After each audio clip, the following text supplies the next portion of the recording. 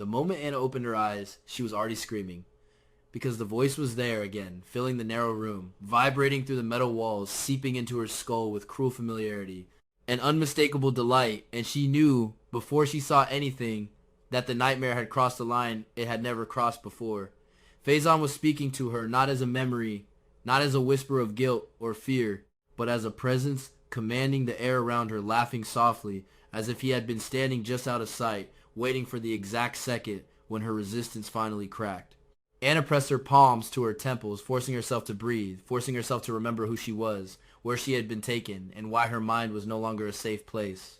She told herself that this was not real, that Cullum and Sidwell had planned every detail of this psychological cage, but even as she repeated those words, the sound of Faison's voice curled around her spine and tightened. She had lost track of how long she had been held there. Days bled into nights without distinction, and the absence of windows erased any honest sense of time. Sometimes she woke convinced only hours had passed, only to feel her body sag with exhaustion that told a different story. Other times she believed weeks were gone, swallowed by darkness and silence, punctuated only by the hum of machinery and the distant echo of footsteps that never came close enough to promise rescue. The worst part was not the isolation, but the way her own thoughts had begun to betray her. Anna Devane had survived wars, conspiracies, betrayals, and the kind of violence that shattered lesser people. Yet here she was, doubting her own eyes and ears, questioning whether the ground beneath her feet was solid or another carefully designed illusion. She knew exactly who was responsible. Cullum and Sidwell had not simply kidnapped her, they had dissected her identity piece by piece. They understood that destroying a police commissioner did not require bullets or blood, only patience and a deep understanding of fear. They had studied her history, her enemies, her losses, and they had chosen Faison as their sharpest weapon. Faison was not just a villain from her past, he was the architect of some of her deepest traumas, the man whose shadow had stretched across decades of her life, poisoning everything it touched. To bring him back even as a trick was an act of calculated cruelty. At first it had only been sounds, a laugh drifting through the loudspeaker late in the artificial night, a familiar accent murmuring her name with mock affection. Anna had frozen each time, her heart pounding so violently she was certain it would give her away.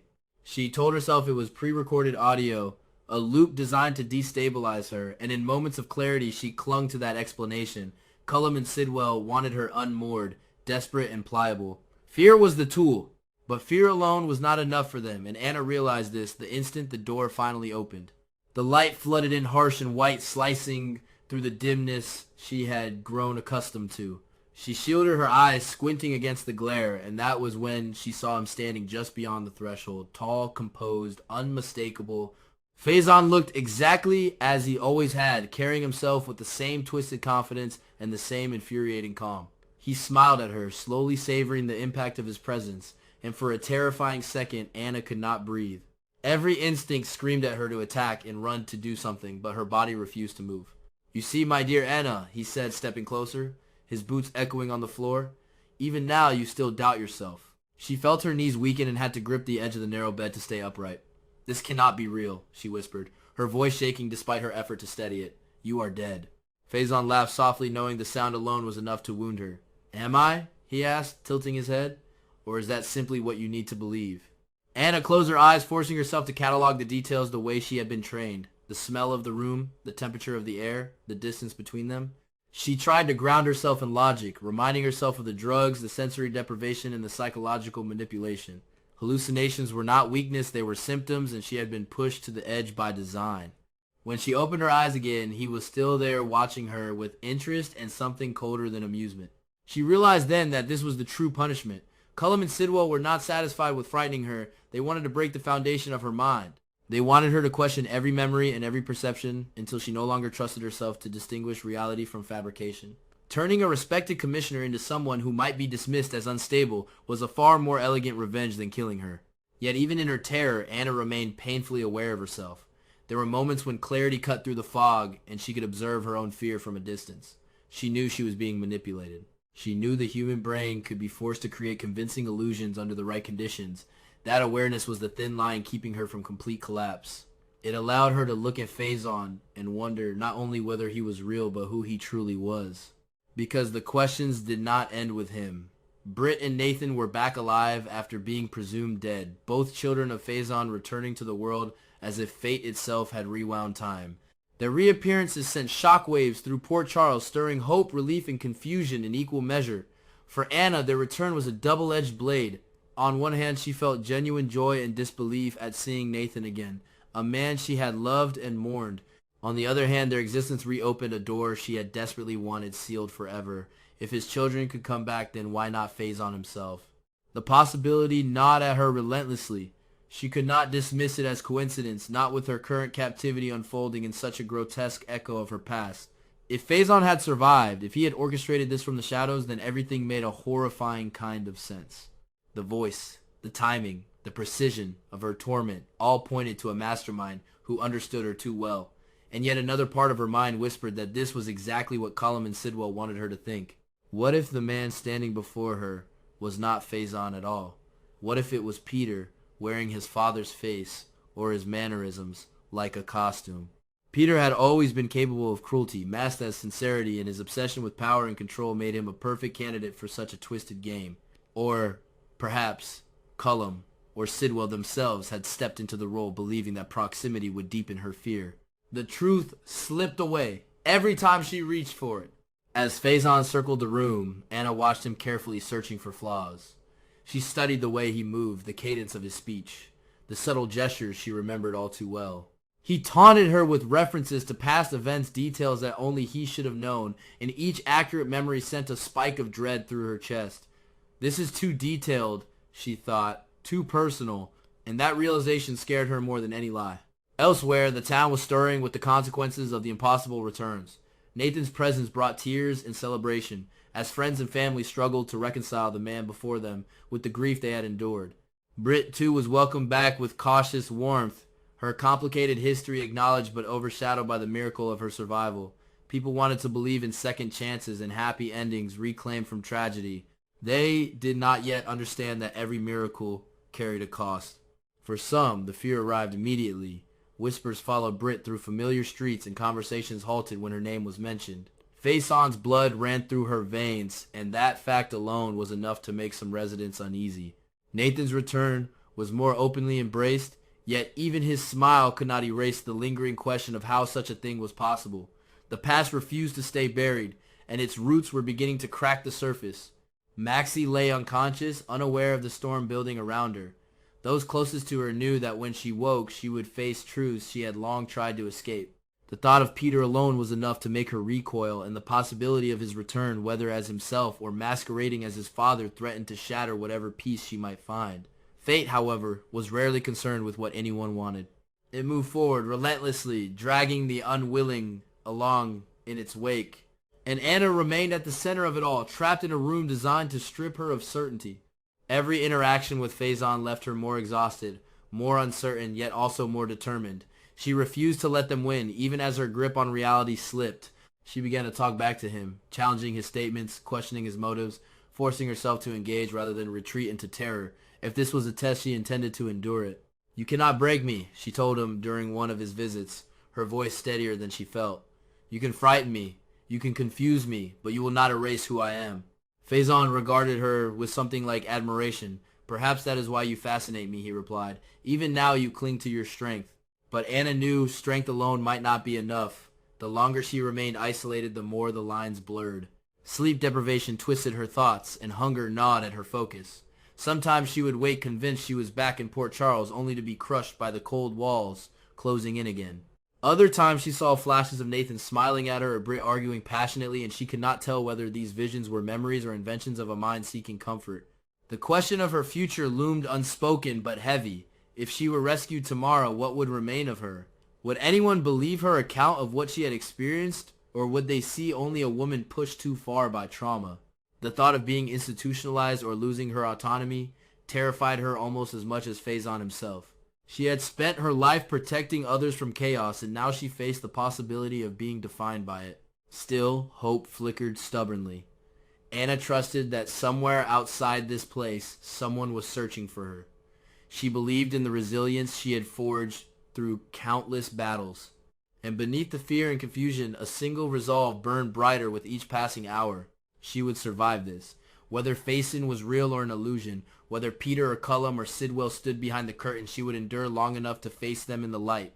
The next time the door opened, Anna did not look up right away. She had learned that anticipation was its own form of torture, and denying it gave her a fragile sense of control. She focused instead on her breathing slow and deliberate, counting each inhale and exhale until the footsteps stopped just a few feet away. When the voice finally spoke, it was softer, almost reflective, and that alone made her raise her head. "You are stronger than they expected," Faison said. Or whoever he truly was, wearing that face and that voice with unnerving precision. "Cullum thought you would be begging by now. Sidwell was convinced you would have broken completely." Anna felt a surge of anger cut through the fog in her mind. Hearing their names spoken aloud grounded her, reminding her that this nightmare had architects with motives and flaws. She straightened her back, refusing to shrink. "That was their first mistake," she replied. "They underestimated me. And so did you." For a moment the man simply watched her, studying her like a scientist, observing a specimen that refused to behave as predicted. Then he smiled again, but this time there was something brittle in it. "You always did adapt," he said. "That is why you survived me the first time." The words struck deep because they carried truth, whether spoken by a ghost, a hallucination, or the man himself. Anna had survived Faison before at great cost. She had rebuilt herself piece by piece and forged an identity beyond victimhood. Remembering that history steadied her more than any rational argument about what was real. She began to talk, not to appease him, but to hear her own voice, to assert her presence in a place designed to erase it. "You want me to doubt myself?" she said calmly. "You want me to question every thought until I no longer trust my own mind? But the fact that I know this tells me I am not gone yet." Something flickered across his expression of irritation, perhaps even uncertainty. If this was Peter or one of her captors playing a role, then her resistance complicated their game. If it truly was Faison, then provoking him was dangerous, but Anna had never been one to choose safety over truth. Outside the walls of her prison, the town of Port Charles continued to grapple with the impossible. Nathan struggled under the weight of expectations and unanswered questions. Every embrace carried relief, but also hesitation, as if people feared he might vanish again if they held on too tightly. He himself felt unmoored, haunted by fragmented memories, and a persistent sense that his return was not a gift but a warning. Britt faced her own reckoning. She was welcome back, but never without the unspoken reminder of who her father was. She carried that burden with sharp wit and defiance, yet alone she wondered if her survival had set something terrible in motion. The whispers reached her ears, and she could not dismiss the coincidence of Anna's disappearance aligning so closely with her own reappearance. Maxie finally stirred from unconsciousness, her awakening greeted with relief that quickly gave way to dread. As awareness returned, so did the memories of Peter, the lies, the manipulation, the fear. She asked immediately if he was truly dead this time, and no one could give her an answer that satisfied her. The uncertainty gnawed at her, and when she learned of Anna's condition, her heart sank with a familiar sense of guilt and helplessness. Back in captivity, the psychological pressure escalated. The visits became more frequent, and the lines between torment and conversation blurred deliberately. Sometimes Faison spoke with menace, sometimes with nostalgia recounting shared history with unsettling tenderness. Other times he fell silent, simply occupying the space, forcing Anna to confront the possibility that her own mind had conjured him. Those were the moments that frightened her most. Sleep came in fractured bursts, haunted by vivid dreams that bled into waking. She dreamed of Nathan reaching for her only to fade into smoke. She dreamed of Britt standing at a crossroads, uncertain which path led away from her father's shadow. She dreamed of Maxie crying out in fear. Each image felt urgent, like a message her subconscious was trying to decode. Anna began to test her environment in small ways. She noted inconsistencies in the timing of meals, the volume of the speakers, and the reactions of her visitors to unexpected questions. She asked about current events, about people she knew were alive or dead. Sometimes the answers were precise, sometimes evasive. Each discrepancy became a thread she could pull. "Why bring me here?" she asked one day, to fix him with a steady gaze. "Why not kill me if that was the goal?" "Because fear lasts longer," he replied without hesitation. "Because watching you unravel is more satisfying." Anna nodded slowly. "Or because you need something from me," she countered. "Information, access, legitimacy. You want to discredit me so that when I speak, no one will listen." Silence followed, heavy and telling. In that pause, Anna felt a grim sense of victory. She had struck close to the truth. Cullum and Sidwell wanted her broken, not dead. A disgraced commissioner labeled unstable would be far more useful to their plans. The realization sharpened her resolve. She began to conserve her energy, choosing her battles carefully. She allowed moments of apparent weakness, letting them believe their tactics were working. She cried when they expected her to cry and screamed when they expected her to scream. But beneath the performance, she was watching, waiting. Help came from an unexpected place. Britt, driven by unease and guilt, began asking questions, pushing against resistance that felt all too familiar. She followed a trail of half-truths and locked doors that led disturbingly close to Cullum and Sidwell. Nathan joined her, fueled by loyalty and a growing suspicion that his own return was connected to Anna's disappearance.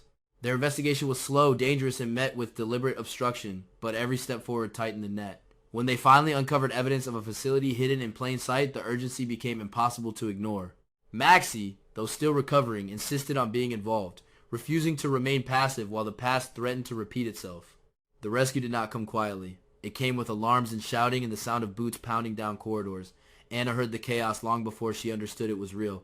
She pressed herself against the wall, her heart racing, afraid to hope. When the door burst open and Nathan stood there breathing hard, her knees gave way and she collapsed into his arms, overwhelmed by relief and disbelief. They moved fast, guiding her through the maze. As shots rang out behind them, she caught a glimpse of Cullum being restrained, shouting curses as Sidwell vanished into the shadows.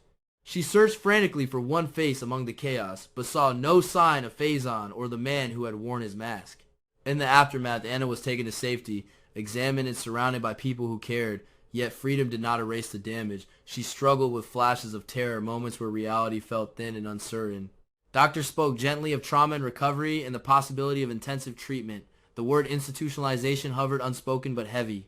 Anna faced it head on. She agreed to help, understanding that healing required honesty, not denial. She spoke openly about her experiences, about hallucinations, manipulation, and the fear of losing herself. Her courage in confronting her own vulnerability inspired those around her and reframed the narrative Cullum and Sidwell had hoped to control. The truth about her captivity came to light, exposing the cruelty of her captors and vindicating her account. The town rallied around her not as a fallen commissioner, but as a survivor. Britt found some measure of peace, knowing she had helped bring Anna home. Nathan reconnected with his purpose, feeling that his return had meaning after all. Maxie began the slow work of reclaiming her life, determined not to let fear dictate her future. As for Faison, his fate remained uncertain. No body was found, no definitive proof of his return or his demise. The mystery lingered like a scar, a reminder that some questions resist answers. Anna accepted that uncertainty as part of her healing. She did not need to know every truth to move forward. In the quiet moments, she reflected on the fragile line between strength and breaking, and how close she had come to losing herself. But she also recognized the resilience that had carried her through. She was not defined by her captivity nor by the shadows of men, like Faison. Anna Devane stood once more, grounded in her identity, aware of her scars, but unbowed by them. The future remained uncertain, but it was hers again, and that was enough.